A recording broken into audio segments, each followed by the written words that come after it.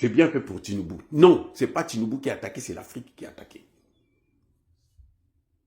Il y a près d'un an, le 27 décembre 2024, alors que le monde célébrait les fêtes de fin d'année, la Chine et le Nigeria renouvelaient discrètement un accord qui allait accélérer la chute de la domination du dollar américain en Afrique. Un accord de swap de devises d'une valeur de 2 milliards de dollars, permettant aux deux pays d'échanger directement des yuans et des naira sans passer par la monnaie américaine. Presque 12 mois plus tard, en ce mois de décembre 2025, les conséquences de cette décision se font pleinement ressentir. Et les États-Unis ne restent pas les bras croisés. Donald Trump a multiplié les attaques contre le Nigeria, d'abord des menaces d'intervention militaire en novembre 2025, sous prétexte de protéger les chrétiens, puis l'annonce en juillet 2025 de tarifs douaniers de 10% supplémentaires sur tous les pays alignés avec les BRICS. Le Nigeria, devenu pays partenaire des BRICS en janvier 2025, est directement visé. Le 1er novembre 2025, Trump a publié sur Truth Social une déclaration explosive. Il accusait le Nigeria de tolérer le massacre de chrétiens par des terroristes islamistes. Le président américain a même ordonné au Pentagone de se préparer à une intervention militaire potentielle. Son ministre de la Défense, Pete Hegseth, a confirmé sur X que les forces armées américaines se préparaient à passer à l'action. Le président nigérian Bola Tinubu a immédiatement réagi, affirmant que cette caractérisation du Nigeria comme un pays intolérant sur le plan religieux ne reflétait pas la réalité du pays. La controverse est complexe. Si le Nigeria fait effectivement face à des violences liées au groupe terroriste Boko Haram, qui a causé plus de 40 000 morts depuis 2009, les experts sur le terrain contredisent l'analyse de Trump. Ces violences touchent toutes les communautés religieuses du Nigeria. Même Massad Boulos, le conseiller de Trump pour l'Afrique, installé au Nigeria depuis des décennies, a admis en octobre que les djihadistes tuaient plus de musulmans que de chrétiens. Le narratif du génocide chrétien est donc contesté par les spécialistes de la région. Alors pourquoi cette menace militaire ? Selon plusieurs analystes, dont l'économiste politique Youssouf Bangoura, l'objectif réel de Trump serait de faire pression sur le Nigeria pour qu'il ouvre ses ressources naturelles aux chaînes d'approvisionnement américaines.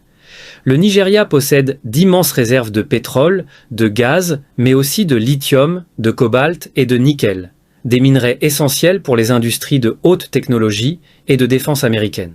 Et c'est là que l'histoire devient vraiment intéressante, car au moment même où Washington brandit la menace militaire, le Nigeria accélère son émancipation du système monétaire dominé par le dollar. Le 17 janvier 2025, le gouvernement brésilien a annoncé que le Nigeria devenait officiellement pays partenaire des BRICS, cette alliance qui regroupe le Brésil, la Russie, l'Inde, la Chine, l'Afrique du Sud et désormais l'Iran, l'Égypte, l'Éthiopie et les Émirats arabes unis. Le Nigeria devient ainsi le 9e pays partenaire du bloc, aux côtés de la Biélorussie, la Bolivie, Cuba, le Kazakhstan, la Malaisie, la Thaïlande, l'Ouganda et l'Ouzbékistan. Mais l'adhésion aux BRICS n'est pas juste une question de prestige géopolitique. C'est un engagement concret vers la dédollarisation, et le Nigeria ne perd pas de temps.